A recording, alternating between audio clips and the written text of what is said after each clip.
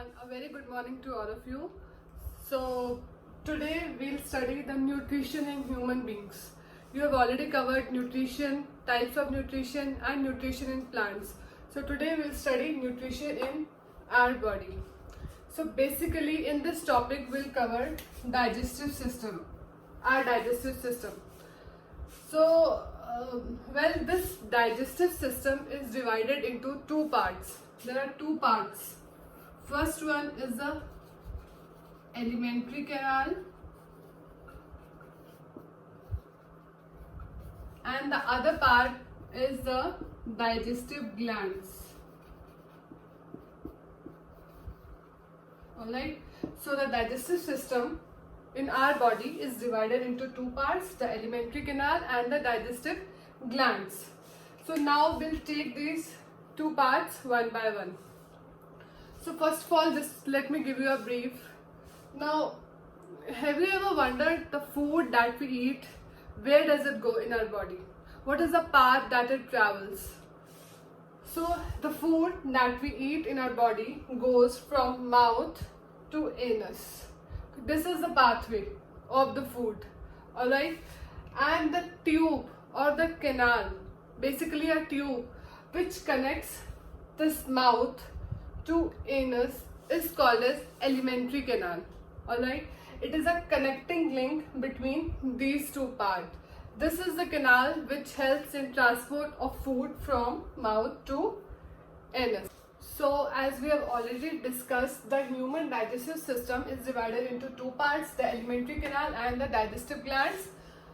The alimentary canal, now as I have told you, it is a long hollow tube, alright? It is a tube which connects mouth to anus. It is a long tube. Now this alimentary canal, the size of this alimentary canal is 8 to 9 meters in adults. It is 8 to 9 meters long in adults. Now this alimentary canal has various parts. The very first one, the canal starts from mouth. This is the first part of the alimentary canal. Then the esophagus. Esophagus is also called as food pipe. Then the esophagus. Then after esophagus, stomach, small intestine, then large intestine, and the last part is the anus. The food enters through mouth and it exits through anus. The undigested food exits the body through this last part. Alright, now we'll take these individual parts one by one. We'll discuss all the parts of the alimentary canal one by one, how food goes into these parts and what is the fate of the food there. What happens to the food when it goes in mouth, in stomach, in small intestine and all the other parts. So we'll look on these parts one by one. Now coming to the first part of the alimentary canal, which is the mouth. The alimentary canal starts from the mouth. Now the mouth has three parts: teeth, tongue and salivary gland. Okay, so there are three parts of mouth: teeth, tongue and salivary gland. Now what are the functions of these three parts individually? First of all, the teeth. The function of teeth is to chew and grind the food. The food that we eat from our mouth is hard. It has to be broken into smaller particles. Alright. So to break the food into small particles, the teeth perform the function of chewing and grinding. So that is all the teeth does. After the food has been grinded or it has been broken into small particles, now comes the function of tongue. Now what does the tongue does? Now the tongue produces saliva. Now what is saliva? For example, whenever you think of some tasty food or some yummy food, there is some water in your mouth, right? So that water is basically saliva. Now the food that has been broken or grinded by the teeth is mixed with saliva with the help of tongue. So that is what the tongue does. It mixes the grinded food with the saliva. That is all. Now the third part is the salivary gland in the mouth. Now this salivary gland, it releases an enzyme, alright, it releases an enzyme called salivary amylase. So the enzyme is salivary amylase. Now what is the function of this enzyme, salivary amylase? Now the food that we eat has starch, okay? The starch, that is the carbohydrate. Now this starch is converted to sugar with the help of salivary amylase. So basically starch is complex sugar. It is converted by salivary amylase to simple sugar. That is all what the salivary amylase does. That is a function of salivary amylase, to convert the complex sugar into simpler sugar. Alright, so that is a function of salivary amylase. So now once the food has been broken into smaller particles in the mouth, the food moves to the second organ of the alimentary canal, that is the esophagus. Alright, as I told you, the esophagus is also called as food pipe. So it is basically a pipe that connects our mouth to stomach. So it acts as a connecting link, a pipe. So it is basically a tube and it connects mouth to stomach. Okay, the function of esophagus is to transport the food from mouth to stomach. It is a connecting link between these two parts. Now note that the food that is present or that is transported by the esophagus from mouth to stomach is partially digested food. Right now it is not completely digested. It is only partially digested. Alright. Now this partially digested food is transported from mouth to stomach. There is no digestion that occurs in esophagus. Its function is only to transport food. There is no other function of the esophagus. Alright. So the partially digested food now moves to the third part of the alimentary canal, that is the stomach. Now let us see what happens in the stomach. What is the fate of the food in the stomach? What happens to the food in the stomach? So now moving on to the third part, which is the stomach. Now the food has been transported from mouth to stomach via the food pipe or the esophagus. Now the food is in the stomach.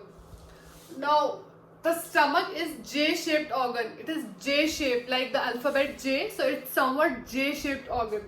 Now this stomach has gastric gland. As I told you, in mouth we had salivary glands. Similarly in stomach we have gastric glands. Now what is the function of these gastric glands? These gastric glands, they secrete three secretions, or they give three secretions to the stomach. What are they? HCl, pepsin and mucus. These three things are secreted by the gastric glands. Now what is the function of these three secretions? Let's see one by one. First of all, HCl. HCl is hydrochloric acid. It is an acid. And the pH of this acid is 1 to 2, which is highly acidic. Alright, this HCl is highly acidic. Now you would think, when this HCl is so acidic, you know how harmful an acid is. So when this HCl is present in the stomach, why does it not causing harm to the stomach? Or why is it not breaking the stomach? So to prevent HCl from harming our stomach, the mucus performs its functions. Alright. So the basic function of this mucus is to protect the stomach from this acid, to protect from its harmful effect. Alright. So mucus is basically to protect the stomach from the effect of HCl. So that is, now what is the function of this HCl? Why is this HCl present in our stomach? The HCl has two functions. Now the food that we eat, it has germs in it. It has microbes. This acid, it kills these microbes, or it kills these germs which are present in our food. And there is another function of this HCl. Now it activates the enzyme pepsin. Now what is pepsin? Pepsin is an enzyme which is secreted in our stomach. this pepsin is released in an immature form in our stomach or inactive form in our stomach, which is called pepsinogen. So first, the pepsin is present in the form of pepsinogen, which is an inactive form. That is, it cannot perform any function in our stomach. It is basically of no use. So this pepsinogen or inactive form has to be converted into pepsin or active form to work in the stomach. So this conversion is brought by HCl. Alright. So the main function of HCl is to convert pepsinogen, which is the inactive form, to pepsin, which is the active form. That is the function of HCl. Alright, and I told you the function of that is the function of HCl. And I also told you the function of mucus. It protects the stomach from the harmful effect of HCl. Now coming to the pepsin. What is the function of pepsin? What does pepsin does in our stomach? Well, it helps in digestion of proteins in our stomach. Alright, we have proteins, carbohydrate, fats in our stomach. And we also saw that in mouth there was digestion of starch or carbohydrate.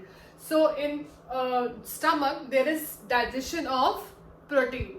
But here also the protein is partially digested. As in mouth there was partial digestion of carbohydrates. Similarly in stomach there is partial digestion of protein. Alright, I have written here, in mouth partial digestion of starch, in stomach partial digestion of protein. Now the food has been partially digested in the stomach. Now the food is ready to go to the next part, which is the small intestine. Alright, now the function of food is over in the stomach, and now it will go to the next part, which is the small intestine. Well, now the food moves from stomach to the small intestine, the partially digested food. The food is still not completely digested. This partially digested. Now this partially digested food moves from stomach to small intestine. Now you would think, how will the food move from stomach to small intestine?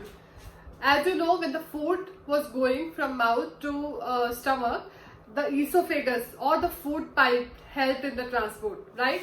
So here in small intestine, the food to be transported from stomach to small intestine will take the help of sphincter muscle.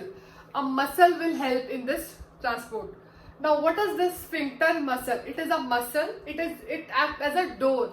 Alright, it acts as a door from which you can move from one place to other. For example, in between two rooms there is a door. It acts as a connecting link. You can move from one room to other via that door. Similarly, this muscle acts as the door. Alright, now the food will move from stomach to small intestine through this sphincter muscle. It acts as a door. Now what happens to the food once it enters the small intestine? Now as you know, in stomach the food was acidic in nature because of the activity of HCl. Now in small intestine the food has to be converted to alkaline, or it needs an alkaline environment. Now you would think, why do we have to convert the food into alkaline medium? Because in stomach it was fine. The food was in acidic medium and it was not causing any harm to the stomach. So why do we have to convert it to alkaline medium in the small intestine? That is because the pancreatic enzymes, alright, the enzymes which are secreted by pancreas, they can work only in alkaline medium. They cannot work in acidic medium. Okay, so if we want these enzymes to work, we have to convert the environment, we have to make the surrounding alkaline, not acidic. So that is why we have to neutralize the food from acidic to alkaline. Now how does it happen? It happens with the help of liver. Liver helps in the conversion of food. Now how? Liver has bile juice. Alright, liver secretes a juice called bile juice. This juice helps in conversion of acidic food to alkaline food. Once this bile juice will act upon the food, it will convert the acidic food to alkaline food. Now the environment of a small intestine is alkaline in nature. Now if we look at the small intestine, well, the small intestine is the longest portion of the alimentary canal. It is the longest, and it is coiled, like it is not present in the vertical form, it is coiled. Alright. Now the length of this small intestine, it is different in different organism. It is different in us, it is different in animals. Alright. So it is different in herbivorous and carnivorous animals. Now as you know, herbivorous animals, you know, they feed on plants, they eat plants. Alright. Now the plant has cellulose, so they eat this cellulose. Now this cellulose takes a very long time to get digested. Alright, it is not easy to digest this cellulose. So because of this, the small intestine of herbivorous is longer, okay, as compared to carnivores. Now carnivores, they feed on animals. Okay, it is like the meat takes less time to get digested. They feed on animals meat. So that is why this small intestine is smaller compared to herbivores. Alright. Now note that in small intestine there is complete digestion of food. Alright. In stomach and in mouth there was partial digestion of food, whereas in small intestine there will be complete digestion of food. Now here the food will be completely digested.